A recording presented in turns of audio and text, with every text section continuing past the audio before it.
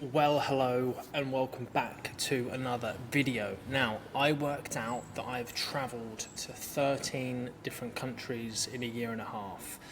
So, with all that travel and it being so high up on everyone's bucket lists, or to at least go on holidays to new destinations, to have new experiences, learn about different cultures, see different types of scenery, etc., I thought it would be good to essentially recap everywhere that I've been into a little video series, because I've been to South America, Switzerland, Southeast Asia, New Zealand and Japan. So I wanted just to provide you with my routes on each of the expeditions and some pros and cons effectively, and kind of what to expect if you're going to immerse yourself into this type of travel. I'm going to keep it quite high level because I don't want to be rambling on too much. So obviously if there's any questions or anything like that, please drop them in the comments below.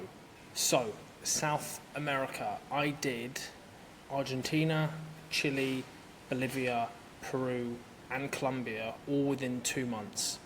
Now the first thing I will start off by saying, and unfortunately it's a bit of a negative, is that is too much to cover in my eyes in 2 months. I kind of rushed through it all. I essentially did 4 of those countries in 1 month and then spent 1 month in Colombia. So I'd try and rejiggle it a little bit more in the future. But the route was flying into Buenos Aires, spent a few days there, an amazing city to get your first taste of South American culture, extremely fast paced, hectic, loud, everything that you would expect with South America. Then I flew to Patagonia, to El Chaltén, which you do have to book in advance. So I think this was maybe one of the reasons why I kind of planned so extensively for the first 3 or so weeks, because I had to, right? You have to book in advance to get some semi-decent accommodation in Patagonia. So that is something to keep in mind. So El Chaltén, really cool mountain town, a couple great hikes there. So you'll probably need 3 days. You probably want to do one big hike, rest 1 day, take in the town, and then another big hike the next day. Then El Calafate, which is a 3-hour bus ride from El Chaltén. You actually fly into El Calafate from Buenos Aires, and there you do the Puerto Moreno Ice Glacier, which was fantastic. I would recommend paying a little bit extra to actually do the hike on the glacier. Then I got an 8-hour bus, which was supposed to be 4 hours, but like anything with South America, it's never on time. It's always a palaver. It's one of the most, it's probably the thing that I remember most about the continent and all the countries, is just how chaotic everything is. And you're like, why is this so chaotic? All it is getting a bus. But it's, you know, if you don't speak a lot of Spanish, people are like shouting at you in Spanish and like expecting you to understand. And yeah, it's pretty intense. But I'll kind of save that to the end a little bit about the pros and cons, and just the general experience and what to expect. But yeah, so 8-hour bus from Patagonia across the border to Chile, to Torre del Paine. I stayed in a really small town called Puerto Natales, which is where you stay if you're doing your day hikes to Torre del Paine. I could have done the O Trek or the W Trek, which are famous 3 and 5 day hikes, but I planned out everything, so I just didn't factor in that time. So did that hike. That day hike was really, really good. Recommend it. I mean, it was a lot of travel thinking about it, you know, an 8-hour bus and then a 2-hour bus to the hike and then a 2-hour bus back, and then the next day a 3-hour bus to the airport to get a flight to Santiago. Like, it's a lot just for a day hike, but it's up to you. And then I flew to Santiago, again, another really, really cool city, very unique. Similar and not similar to Buenos Aires. It, of course, has its own unique, different spin, but still very fast-paced and chaotic and intense. Then I flew to San Pedro de Atacama to start the 3-day Bolivian salt flats tour. This was my second favourite thing that I did in South America. Drum roll. You'll soon find out about my first favourite thing to do in South America. So yeah, the 3-day Salt Flats tour is very unique. You're in a Jeep or a Land Cruiser with 5 or 6 other people, and you typically go in a convoy of like 5 or 6 other Land Cruisers. So you get to know your compatriots very well at the end of those 3 days. But yeah, super unique landscapes that you go through, and then of course the Salt Flats on sunrise on the 3rd day is pretty spectacular, and that's where you get all those cool photos. Then I took an overnight bus from I forgot the name of the place, wherever we finished the Salt Flats tour, to La Paz.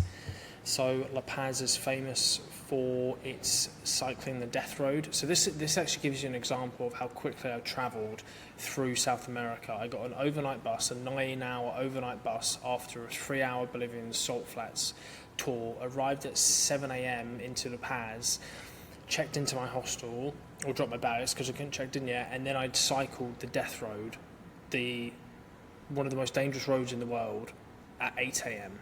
Or I at least got the bus at 8 a.m. and then started cycling at 11 a.m. after a 9-hour overnight bus.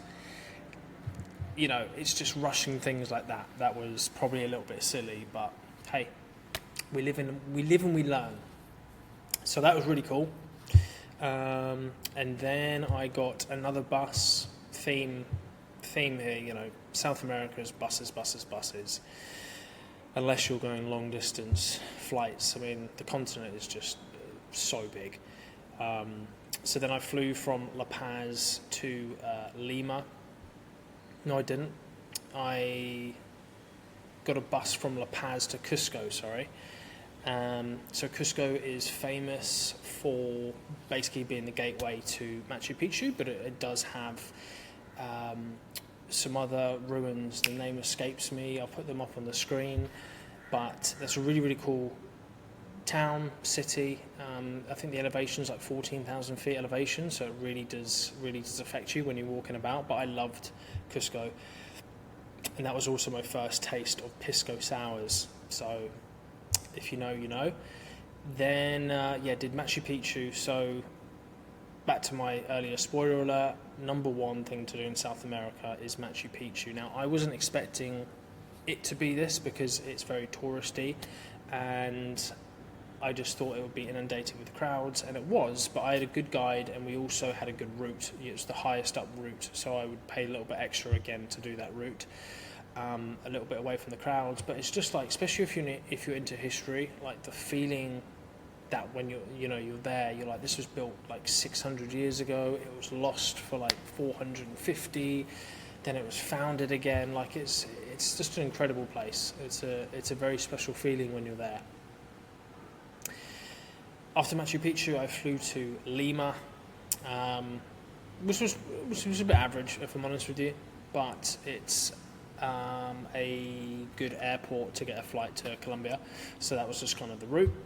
And then I spent 1 month in Colombia, so I flew into Bogota. I didn't bother spending any time in Bogota. I've heard very mixed reviews, so I got a bus straight to San Gil, or San Gil, however you pronounce it, which is the adventure capital of Colombia.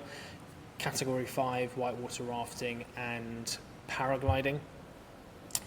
I got extensively sick paragliding because what I didn't realise is that they use heat thermals, which effectively means you go down into the mountain and then you go round and round and round and up in these heat thermals. So you don't take off and then you land at the bottom. You go round and round and round and spin around with these heat thermals back up to where you took off from.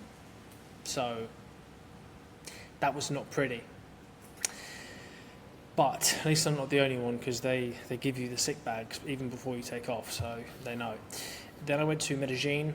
I was only supposed to be there for 4 days, but ended up staying there for just over a week. Met some really cool people. We met in the hostel and then actually moved to another hostel together. So that's actually one of the things that makes me like a place more, is the people that you meet. And sometimes it's hit and miss. But it really does have an effect on the place that you go to, if you meet some good people, I find. So Medellin was really, really cool. If you like to party, go to Medellin, but it also does have a lot of history with, Comuna 13 and Pablo Escobar and all that kind of stuff. Saying if you like to party, go to Cartagena, That's where I went after Medellin. Yeah, not too sure how much I want to say on YouTube, but that is a party place, Cartagena. Get a party boat tour to an island where you moor up, and then you're like standing in the ocean, like waist height, tables, drinks, music pumping, all sorts. Pretty fun. Then I went from Cartagena to Minca, which is like 3-hour bus away into the rainforest for a few days, which was really, really nice. Recommend Minca. Then I went to Palomino, just on the northern shores. Again, recommend that as well for a few days. And then back to Cartagena. And then what I actually did do was take a 1.5-hour flight to an island called San Andres, which I'd never heard of before, but I'd only heard of it because the taxi driver showed me some pictures of it, and then so I did some research, and I was like, okay, let's give that a go. So that's one of the things I love about travelling as well, the spontaneity, the people that you meet, the recommendations that they have, etc. So that was really cool. San Andres Island. You would think it's like Central America because it's 1.5 hours upwards, but it's not. Then came back to Cartagena, and then to finish off the South America 2-monther, I did the San Blas Islands tour, which actually, is that my favourite? It could be my favourite.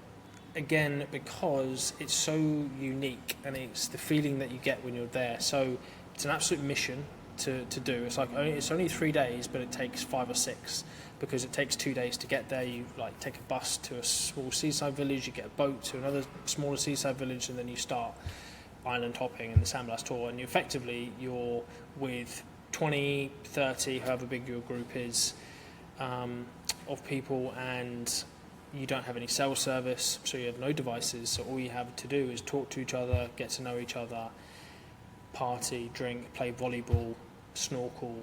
So it's a very unique experience, and something I would definitely recommend doing. And then you finish in Panama, and then that was it.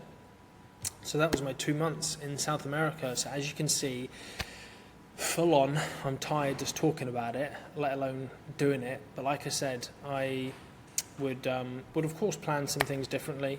Take my time in different areas. But I believe that I ticked off or did and experienced the best of the best, in those countries. I don't think I missed anything really. So that's, I'm happy about that.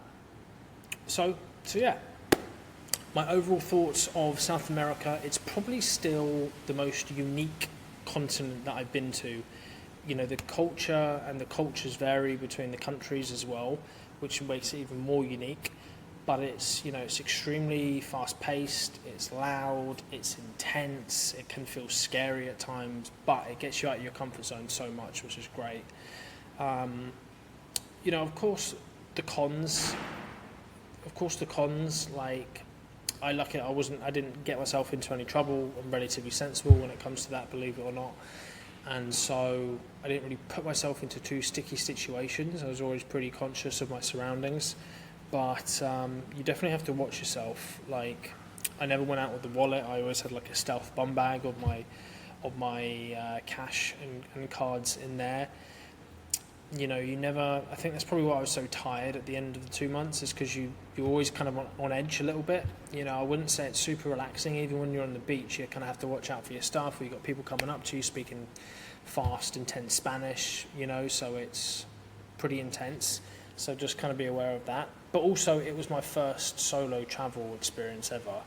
So, if I did it again, I'd be just little things, I'd be much more aware and organised and not take things so, I don't know, kind of serious or whatever. I'd just be more confident in doing what I'm doing. So that could have been part of the experience as well. But also you need a lot of time as well. Like I said, I did this for 2 months. I don't think it's enough time to really cover all those 5 countries. So yeah, the continent's so big. So anyway, don't want to ramble on. I wanted to try and keep that as short as sweet, but you're summarising 2 months into 12 minutes or whatever this video is. So I hope that was useful. Any questions on South America or those countries in particular, please drop them in the comments below. Appreciate you watching.